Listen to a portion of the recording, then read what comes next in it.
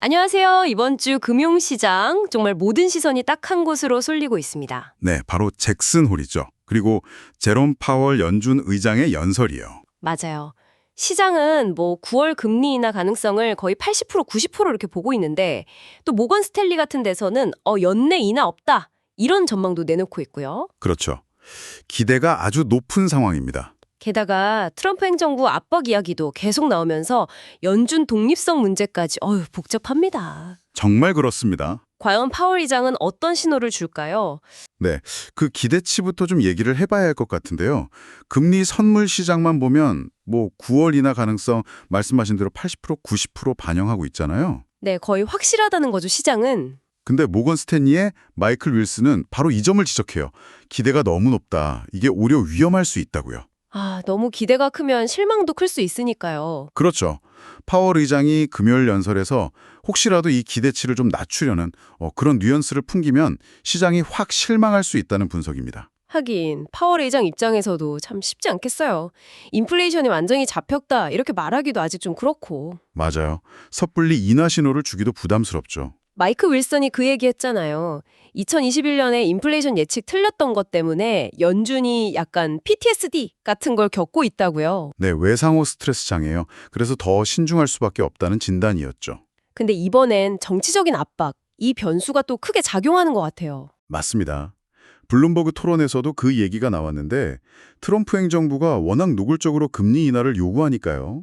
그렇죠. 연준이 어떤 결정을 내리든 이게 정치적으로 해석될 여지가 너무 큰 거죠. 예를 들어 경제 지표 보고 내리는 결정이라도 이게 압력에 굴복한 것처럼 보일 수 있는 그 외견상의 문제, 옵틱스 프로블럼이라고 하죠. 겉으로 보이는 이미지 문제군요. 네, 그것 때문에 중앙은행 독립성이라는 가치 자체가 좀 흔들릴 수 있다. 이런 우려가 나오는 겁니다. 와, 경제 말고도 고려할 게 너무 많네요. 근데 이번 잭슨홀 미팅 공식 주제가 전환기의 노동시장 이런 거던데요. 인구 통계, 생산성, 거시 경제 정책 이 주제 자체도 좀 의미심장하지 않나요? 그거 아주 중요한 포인트인데요. 단순히 현재 고용 상태만 보겠다는 게 아니죠. 네. AI나 이민 증가 같은 이런 구조적인 변화들이 노동시장을 어떻게 바꾸고 있나. 이게 앞으로 생산성이나 인플레이션, 그리고 결국 통화 정책에 어떤 영향을 줄 거냐. 이걸 깊게 보겠다는 뜻이거든요.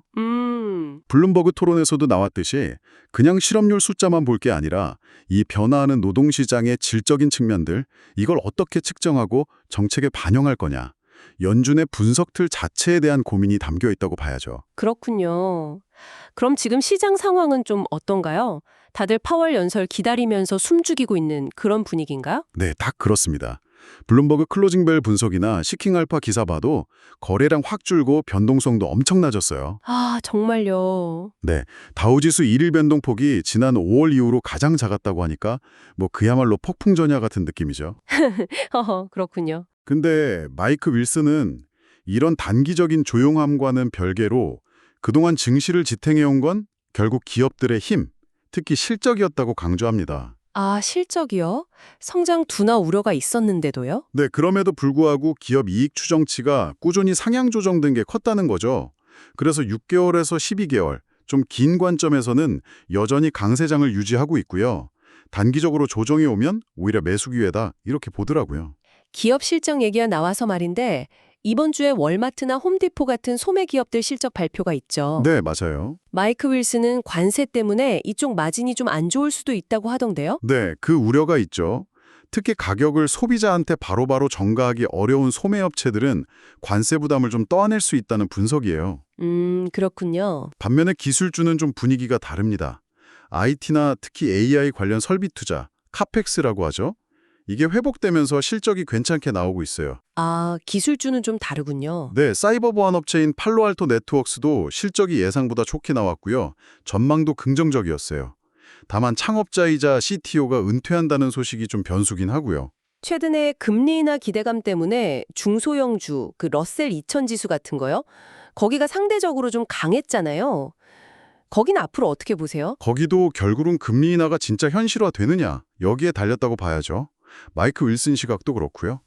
역시 금리군요. 네, 연준이 실제로 금리를 내리기 시작하면 그동안 좀 소외됐던 중소형주나 다른 가치주 쪽으로 시장의 돈이 좀 넓게 퍼지는 이른바 브로드닝 아웃 현상이 나타날 수 있다. 이렇게 기대하는 거죠. 그렇군요. 그리고 시킹 알파 기사에서는 그 외에 트럼프랑 젤렌스키, 우크라이나 대통령 회담 결과 같은 지정학적인 변수들, 이런 게 단기적으로 투자 심리에 영향을 줄 수 있다는 점, 그리고 주택시장 지수 NAHB가 조금 하락했다는 점, 이런 것들도 언급했더라고요. 자, 그럼 정리를 좀 해볼까요? 이번 주는 결국 제롬 파월 의장이 시장의 그 높은 금리 인하 기대치에 어느 정도나 맞춰줄 거냐. 네, 아니면 인플레이션 아직 불안하다 이러면서 신중론을 유지할 거냐. 이게 가장 큰 관심사인 것 같고요. 그렇죠. 그 줄타기가 핵심이죠. 그리고 그 결정이 단순히 경제 논리만이 아니라 정치적인 압력이나 연준 독립성 논란 같은 아주 복잡한 배경 속에서 내려질 거라는 점, 이걸 꼭 기억해야 할 것 같습니다. 네, 맞습니다. 마지막으로 그 잭슨홀 미팅 주제랑 연결해서 이런 질문 한번 던져보고 싶어요. AI나 이민같이 노동시장 구조가 막 변하는 이런 시대에 과연 건강한 경제라는 걸 뭘로 봐야 할까요? 아, 그러네요. 연준이 과거의 잣대나 정책 도구만 가지고 이런 새로운 현실에 제대로 대응할 수 있을지, 이건 앞으로 우리가 계속 좀 지켜보고 고민해야 할 그런 중요한 질문인 것 같습니다.